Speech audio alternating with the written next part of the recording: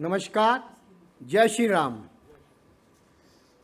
मैं इंडिया में हिंदी में ज़्यादा अच्छा बोलना पसंद करता हूँ। ये हमारी मातृभाषा है। शायद साइमन भी हिंदुस्तान में रहते रहते काफ़ी कुछ समझ रहे होंगे। मित्रों, हमारे यहाँ एग्रोकेमिकल की इम्पोर्टेंस इसी बात से साबित होती है कि इस सेक्टर में वेरियस प्रोग्राम्स होने लगे हैं और इंडिया केमिकल न्यूज़ को भी मैं बधाई देता हूं कि उन्होंने सेक्टर की इम्पोर्टेंस को समझते हुए इसके लिए ये कार्यक्रम रखा है। आज के इस प्रोग्राम में हमारे मुख्य अतिथि श्री अरुण बोरुका जी, स्टेज पे बैठे सीनियर लोग, ऑफ द डाइस मेरे अपने कोलीग्स, बहुत से यंग साथी और बहुत से पुराने साथी। अब सबसे पहले तो जनरल पब्लिक को यह नहीं मालूम कि एग्रोकेमिकल्स है क्या। लोग कहते हैं अरे आप तो जहर बनाते हो, मार दोगे हमको। बहुत से लोग तो पास बैठना पसंद नहीं करते। और आमिर खान ने तो एक फिल्म बनाई थी सत्यमेव जयते। वो कहते हैं ना किसी को कोड़े लेके मारना, ऐसे उसने हमारी इंडस्ट्री का, लेकिन हमने अमिताभ बच्चन को खड़ा कर दिया आमिर खान के सामने पेस्टिसाइड्स को प्रमोट करने को। आज बिजनेस में कोई भी इंडस्ट्री हो, अभी चर्चा चल रही थी, बाहर के साइमन साहब ने भी कहा कि बाहर के इंटरनेशनल लोग इंडिया में आ रहे हैं। आज बाहर के नहीं, पूरे वर्ल्ड के लोग इंडिया में आ रहे हैं। पूरा वर्ल्ड हिंदुस्तान को देख रहा है, क्योंकि हमारी 140 करोड़ से ज़्यादा की आबादी और उसमें यंग पॉपुलेशन, इतनी बड़ी मार्केट किसी को कहीं और मिलने वाली नहीं है। तो मित्रों, आप सब एग्रोकेमिकल फील्ड के लोग हैं। अगर बाहर के लोग हों तो उसके बारे में चर्चा ज़्यादा बताएं, लेकिन आज हम सबका फर्ज हो जाता है कि भाई हम कर क्या रहे हैं। अरे भाई, बीमार होते हो, बुखार होता है, क्रोसिन खाते हो नहीं खाते? बताओ। या वैद्य जी की पुड़िया लेने या होम्योपैथिक पुड़िया से काम चल जाता है? अरे भाई, अब बीमार हो तो आपको जल्दी 2 दिन में काम पे जाना, तो क्रोसिन खानी पड़ती है। अब खेती में भाई गौमूत्र, गोबर आजकल बड़ी चर्चा हो रही है। अरे भाई, कोई करके तो दिखाए, किसी यूनिवर्सिटी में तो बुलाए कि ये देखो जी, गोबर गौमूत्र से हमने खेती करी है। अरे लोगों को बेवकूफ़ बना रहे खुलेआम, और लोग हा हा हा हा हा हा, क्या चमत्कार है। अरे चमत्कार है तो दिखाओ। तो आज हमारे देश में लंका का हाल अभी सबने देखा है। फिर भी कुछ लोग वो कहते हैं ना, आंखों से देख रहे हैं फिर भी देख नहीं रहे, सच्चाई से मुंह चुरा लेते हैं। तो मित्रों, आज हम अपने देश के लोगों का पेट भरने का काम करते हैं। किसान को उसकी पैदावार बढ़ाने के लिए काम करते हैं। एग्रोकेमिकल्स का क्या काम है भाई? जो ह्यूमन मेडिसिन आपको और हम आपको बीमारी से छुटकारा दिलाती है, तो वही तो क्रॉप प्रोटेक्शन केमिकल्स खेती में किसान के लिए कर रहे हैं। वो रेजिड्यू रेजिड्यू रेजिड्यू बड़ा शोर मचाते हैं कुछ मीडिया वाले, आपके खाने में कितना जहर, आपकी प्लेट में कितना जहर। अरे भाई, कहाँ है मिनिस्ट्री ऑफ एग्रीकल्चर का ऑल इंडिया रेजिड्यू नेटवर्क? 20,000 से ज़्यादा सैंपल लेके हर साल वेरियस फूड प्रोडक्ट्स के अपने NABL लेबोरेटरी में टेस्ट करता है, और हार्डली 2% सैंपल में MRL। और वो भी आज हमारे त्रिपाठी जी बैठे हैं, जब सेफ्टी लिमिट रखते हैं तो 100 टाइम्स, एम आई राइट, 100 टाइम्स सेफ्टी लिमिट हो तो हम 1% सेफ्टी लिमिट अलाउ करते हैं MRL की। अगर थोड़ा बहुत MRL ज़्यादा भी हो खाने में तो क्या खतरनाक है? शायद नहीं है। त्रिपाठी जी, मैं गलत तो नहीं बोल रहा हूँ? सॉरी, अगर गलत बोल रहा हूँ तो I am sorry for that. तो आज आवश्यकता क्या है लोगों को जागरूक करने की। और अभी ACFI के कल्याण प्रेजेंटेशन कर रहे थे कि इन्होंने एक नया आयाम शुरू किया, जागो किसान जागो। अभी तक हमारे किसान भाई सो रहे हैं। क्यों?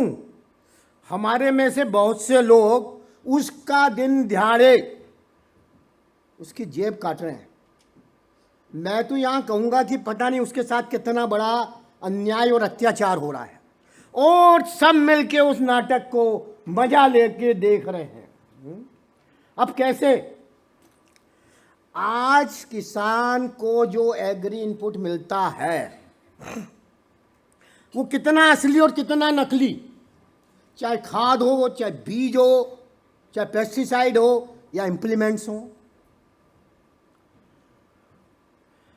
कितना हम बात करते आ रहे हैं। इंडिया में बहुत सालों से 300 ग्राम प्रति हेक्टेयर पेस्टिसाइड यूज होता है। 300 ग्राम 300 ग्राम। चाइना में 13 किलोग्राम, चाइना में 13 किलोग्राम। अरे सच्चाई को देखो कि इंडिया में 300 ग्राम नहीं, ये बढ़ के 900 ग्राम है। जो पैरेलल इंडस्ट्री खड़ी है ना, चाइना से स्मगल करके आता है, और $200 का माल $1 पर किलो में बिलिंग होके आता है, और कस्टम से क्लियर होता है। जैसे पहले सोना स्मगल होता था, ट्रकों के ट्रक पार हो जाते थे और दिखाने के लिए 1-2 कंसाइनमेंट पकड़ ली जाती थी।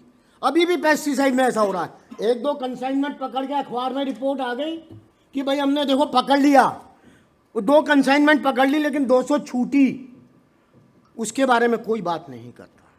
आज पेस्टिसाइड इंडस्ट्री के सही मानों में हालात देखें तो यहाँ पे जितने लोग बैठे हैं, मेरा ख्याल है 100-200 से ज़्यादा जेन्युइन इंडस्ट्री, अच्छी इंडस्ट्री नहीं होगी पूरे देश में।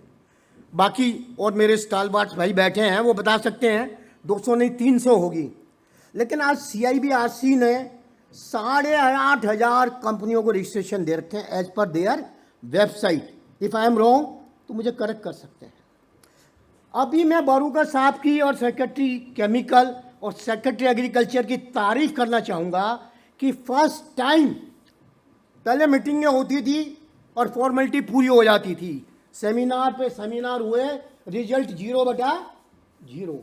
लेकिन अभी लास्ट मीटिंग बरूका साहब और सेक्रेटरी एग्रीकल्चर मनोज जी के बीच में हुई थी, वो दूसरी मीटिंग थी। और उसके बाद कुछ चीज़ें जो रिफॉर्म्स की बात कल्याण ने कही, तो उन रिफॉर्म्स के ऊपर अब गाड़ी चलना शुरू हुई है। और ये रिफॉर्म्स भाई, जब तक हम सारे मिलकर गलत काम के खिलाफ आवाज़ नहीं उठाएंगे तब तक ये रिफॉर्म्स पूरे नहीं होने वाले हैं। आज अगर हमारे को इस इंडस्ट्री में रिफॉर्म चाहिए, आज चाइना हमारा पड़ोसी मुल्क जिसको हम कभी अफीमची कहते थे, उसकी GDP एग्रीकल्चर से 3 गुना हमसे ज़्यादा। अब कोई पूछे कि वहाँ वो किसी और सैटेलाइट से आदमी आए हैं, अगर इसी सैटेलाइट के हैं तो हमारे किसान की आमदनी चाइना के किसान से 1/3 क्यों? उसके लिए हम सब जिम्मेदार हैं, कोई भी अपनी जिम्मेदारी से भाग नहीं सकता। क्योंकि मैं अपनी बात को समाप्त करूंगा कि हमारे किसान को क्या चाहिए। वो एक पुरानी कहावत है, पोथी पढ़ के जग भया पंडित बढ़ाया न कोय, 2.5 अक्षर प्रेम का पढ़े सो पंडित हो। अरे किसान की 2.5 अक्षर की बात है, उसकी प्रॉब्लम को सोल्व कर दो। सबसे पहली बात ज्ञान, टेक्नोलॉजी। आज किसान को कौन टेक्नोलॉजी पहुंचा रहा है? अभी बात हुई कि इतने अफसर हैं और इतने नहीं हैं। अरे जो है वो भी क्या कर रहे हैं? ऑडिट करा के देखो कि जो सरकारी सिस्टम है उससे कितने किसानों को फायदा हुआ। 2008 का बजट पेश करते हुए उस समय के फाइनेंस मिनिस्टर पी चिदम्बरम साहब ने कहा था अपनी बजट स्पीच में, our extension system has collapsed. ये 2008 की बजट स्पीच का पार्ट है। Our extension system has collapsed, ये पार्लियामेंट में बजट में कहा, and we are looking for some alternate. आज तक कोई अल्टरनेट नहीं। किसान बेचारा आज भी पुरानी टेक्नोलॉजी, नकली बीज खाद, उसके ऊपर मर रहा है। इसकी वजह है उसकी आमदनी 1/3। फिर जब तक उसको आप, वो मैं पीछे सेक्रेटरी एग्रीकल्चर साहब भी थे एक मीटिंग में फिक्की में, मैंने वो बात कर रहे थे क्या होना चाहिए। तो मैंने कहा या तो आप रोज़ मछली बांटते रहो, या आप लोगों को मछली पकड़ने का जाल दे दो और उनको मछली पकड़ना सिखा दो, प्रॉब्लम दूर हो जाएगी। अब ये रोज़ मछली बांटने वाला सिस्टम की बजाय किसानों को कॉम्पिटेंट बनाना, इसके अलावा दूसरा रास्ता नहीं है। दूसरी चीज़ पानी। आज खेती करनी है तो बिना पानी के हो जाएगी? जहाँ पानी है वहाँ दुगनी खेती होती है, जहाँ रेन फेड है वहाँ आधी खेती होती है। हमारे पास इतना पानी है कि बह के नदियों में चला जाता है, या फ्लड इरिगेशन करते हैं। अरे भाई क्यों नहीं किसान को एजुकेट करके ड्रिप इरिगेशन, स्प्रिंकलर इरिगेशन पे लाते। अभी वो प्रेजेंट कर रहे थे कि 0.8% ड्रिप इरिगेशन है। अब वो सरकार को इधर उधर ये स्कीम वो स्कीम वो सारी स्कीमें हटा के इस किस्म का होना चाहिए जिसका बेनिफिट डायरेक्ट किसान को पहुंचे। सरकार 2.5 लाख करोड़ फर्टिलाइजर पे सब्सिडी दे रही है, दूसरी तरफ ड्रोन्स तो ले आए लेकिन उस पर 18% जीएसटी लगा दिया। अरे पता नहीं मुझे तो जीएसटी काउंसिल में या मिनिस्ट्री में कैसी रिकमेंडेशन, कैसी मीटिंग्स करके काम हो रहा है। तो एग्री इनपुट्स जो किसान को सपोर्ट मिलनी है वो ऐसी पॉलिसीज बननी चाहिए कि उसका फ़ायदा डायरेक्ट किसान को पहुंचे। अगर जीएसटी कम होता है तो उसका फ़ायदा डायरेक्ट किसान को। तो हमारा तो कहना है, रिकमेंडेशन है, एग्री इनपुट्स के ऊपर कोई टैक्स होना ही नहीं चाहिए। फिर पानी के बाद बात आ जाती है मार्केट। पीछे सरकार ने 3 बहुत अच्छे कानून बनाए कि किसान को हक है कि वो अपना प्रोडक्ट जहाँ मर्जी बेचे, जैसे आप और हम बेच सकते हैं, और एडवांस कॉन्ट्रैक्ट फार्मिंग कर सकता है।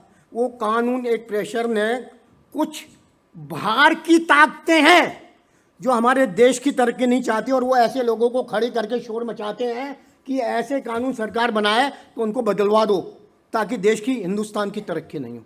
तो हम सबको मिलकर इन चीज़ों को अपोज करना पड़ेगा कि जो कानून हमारे देश और किसानों के फायदे के हैं वो नहीं बदलने चाहिए। आज किसान को जब तक अच्छी प्राइस नहीं मिलेगी, वो एमएसपी चलाते रहे। पिछले साल हर प्रोडक्ट के, चाहे गेहूँ हो या मस्टर्ड हो, मूंगफली हो, सब क्रॉप के प्राइस एमएसपी से ऊपर थे। बता दे कोई भी फार्मर जिसने एमएसपी पे जाके बेचा हो, सबने हायर प्राइस पे बेचा। तो आज जब तक ये ओपन मार्केट में किसान को अच्छी प्राइस नहीं मिलेगी तो किसान की प्रॉब्लम दूर नहीं होने वाली है। अगर मेरी बात से कोई सहमत ना हो तो खुलेआम बहस कर सकते हैं, ऑब्जेक्शन कर सकते हैं। और उसके बाद सबसे इम्पोर्टेंट चीज़ है, हमारी यूनिवर्सिटी, कृषि विज्ञान केंद्र, ये बहुत सारी रिसर्च करते हैं और बहुत सारी पीएचडी की डिग्रियां बढ़ती है। अरे उनसे पूछो तो सही उसमें से यूज कितनी होती है। बाकी लाइब्रेरी की जाके शोभा बढ़ा देती है, पीएचडी की डिग्री मिल जाती है। उस रिसर्च का क्या फ़ायदा है? हर यूनिवर्सिटी को जैसे विदेशों में होता है वो किसी इंडस्ट्री के साथ जुड़ी होती है। तो जितनी भी एग्रीकल्चर यूनिवर्सिटीज़ हैं या ये केवी के हैं जो हाथ पे हाथ धरे बैठे हैं, मतलब मेरी बात हाथ पे हाथ धरे, मतलब विदेशों में जो काम हो रहा है उसके मुकाबले हम बहुत पीछे हैं। अगर हम मिलकर काम करें, सरकार, इंडस्ट्री, यूनिवर्सिटी, फार्मर, हम सब गाड़ी के 4 पहिए मिलकर काम करें तो हम कहाँ से कहाँ पहुँच सकते हैं। और last, quality of input. Computer में गार्बेज डालोगे तो गार्बेज निकल के आएगा। अगर किसान खेत में नकली सीड डालेगा तो क्या निकल के आएगा? नकली फर्टिलाइजर डालेगा, नकली पेस्टिसाइड यूज करेगा। अब भारत सरकार का स्टैटिस्टिक्स डेटा, मेरा लास्ट पॉइंट है। लोग, स्टैटिस्टिक्स ऐसा सब्जेक्ट है जिसको जैसे मर्जी दिखा लो और घुमा लो, जिस मर्जी ईयर से कंपेयर कर लो। आप क्वालिटी ऑफ पेस्टिसाइड, मैंने कहा 8,500 यूनिट CIBRC की वेबसाइट से। अभी तो बहुत अच्छा काम हुआ है, उन्होंने KYC बना दी कि जो जेन्युइन कंपनी नहीं है उसकी एप्लीकेशन ही नहीं लेते। अरे वो तो आपने बहुत अच्छा काम किया, उस सबके लिए तालियां बजानी चाहिए मेरा ख्याल है। अरे यार, सरकार ने इतना अच्छा काम किया तो उसके लिए हमें अप्रिशिएट तो करना चाहिए।